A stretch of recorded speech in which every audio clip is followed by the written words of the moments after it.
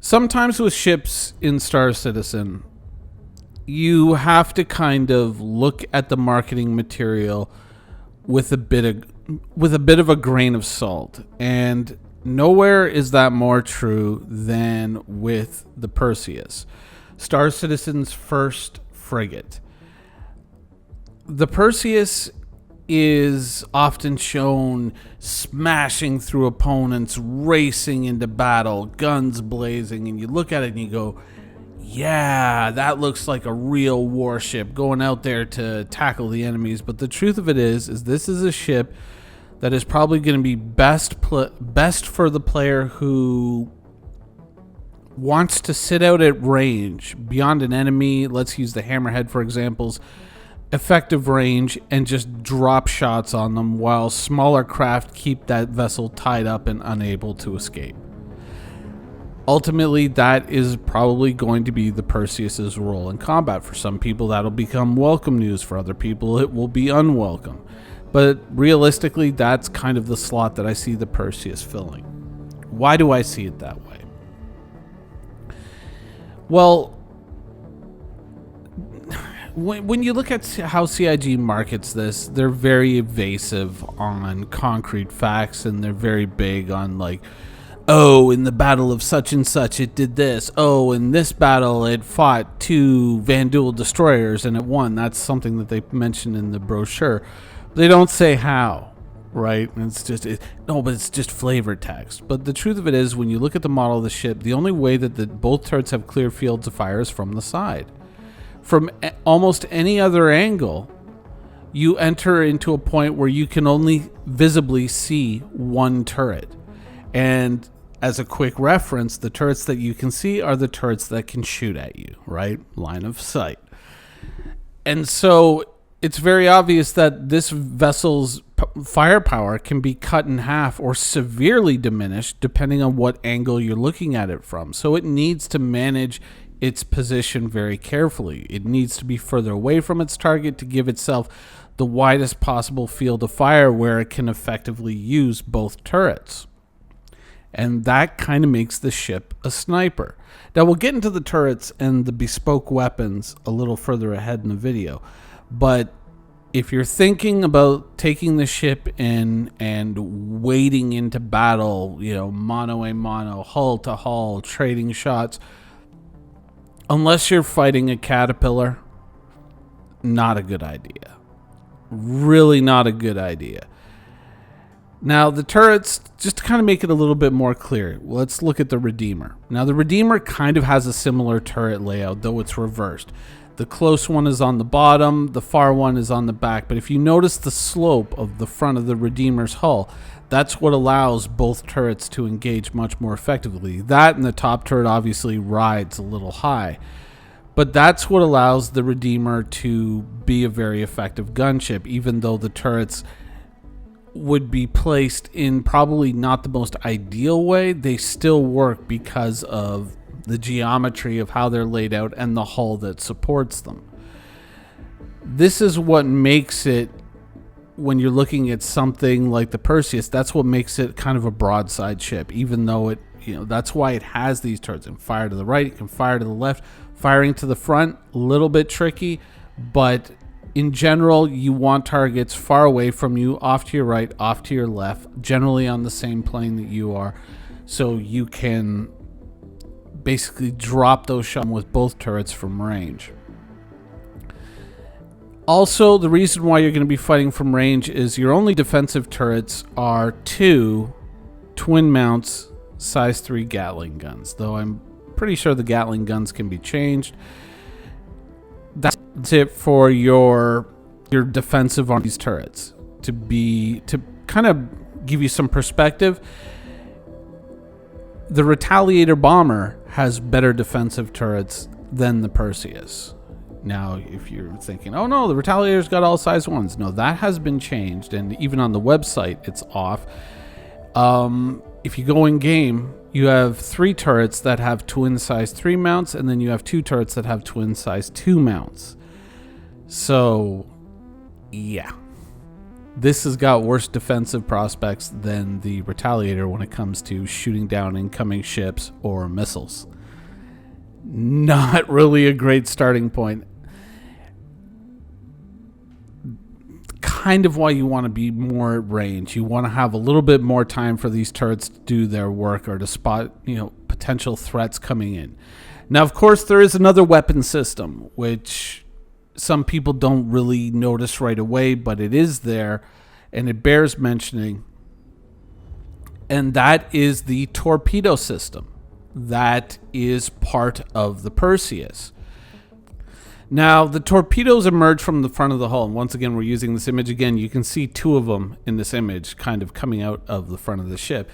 Now, I'm going to assume that with missile operator mode becoming a thing, star system, that you're going to have a torpedo director's position somewhere, either on the bridge or within the torpedo bay, that will allow the player who's operating these to basically fire off the center axis of the ship, which is to say that you can fire the torpedoes out the front of the ship at a target maybe 90 degrees to your right or 90 degrees to your left, and the torpedo will simply turn after it launches from the ship. Now, is that a guarantee? I don't know that for a fact, but I would assume that that is how CIG kind of wants things to go, is they want these torpedoes to pretty much be something that you can lob at an enemy in between gunshots. And possibly also as a way to supplement the obvious weakness in the guns, which is the fact that the guns are bespoke. You can't change the guns. So maybe you can get some missiles or torpedoes in there that can compensate for anything that the guns really can't do. And that really is the central weakness of this ship and the weakness in its design, which is the fact that it has bespoke primary weapons.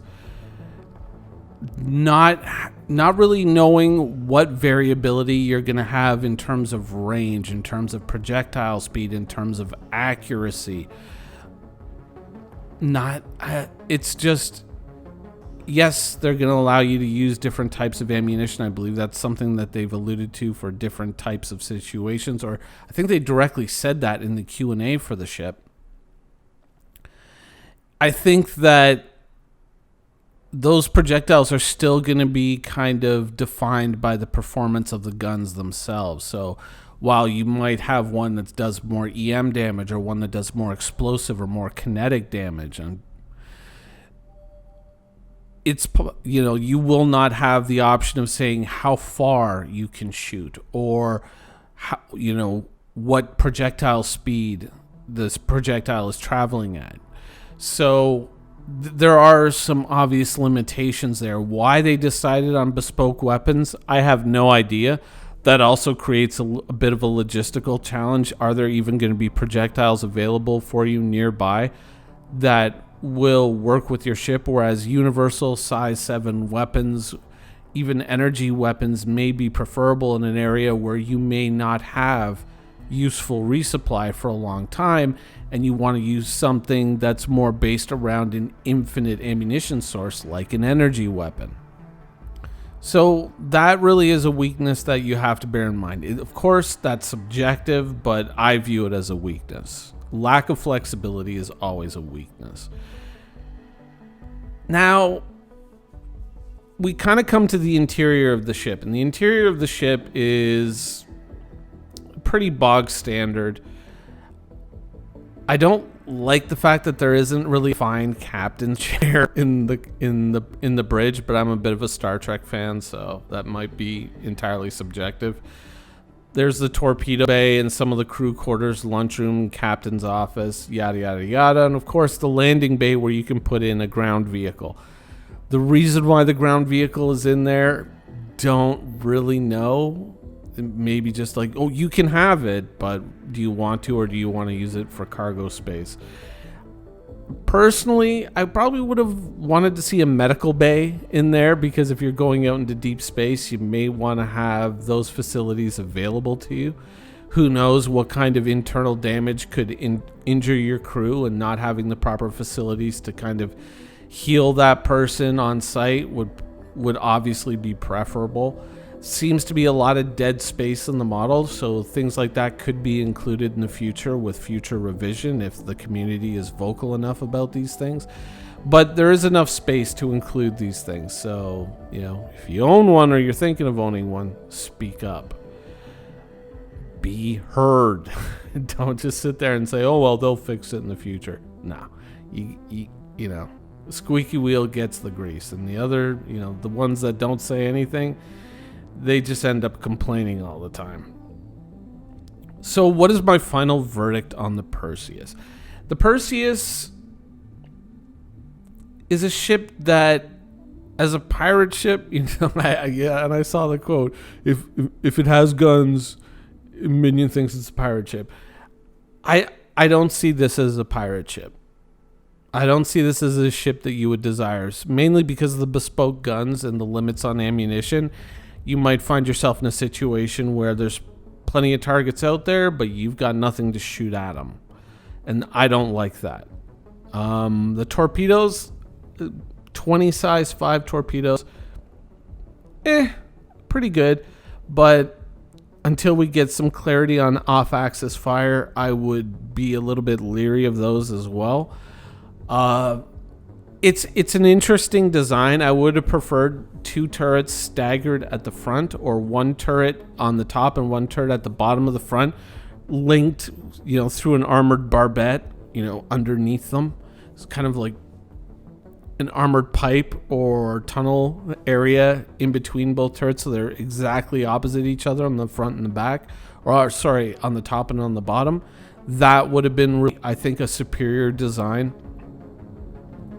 The gun thing is something that CIG could easily remedy by simply saying, yeah, we're rolling back that idea, and you can put on any size 7 gun that you want.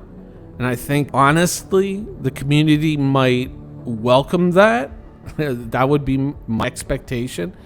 It's a ship that has a lot of potential, but realistically, since we have nothing to compare it in game to, this is one of those ships like the Nautilus, like the Polaris, that are gambles. You're gambling at this point.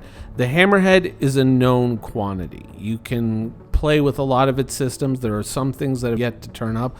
Armor, blah, blah, blah, future updates to the game, what changes they might make.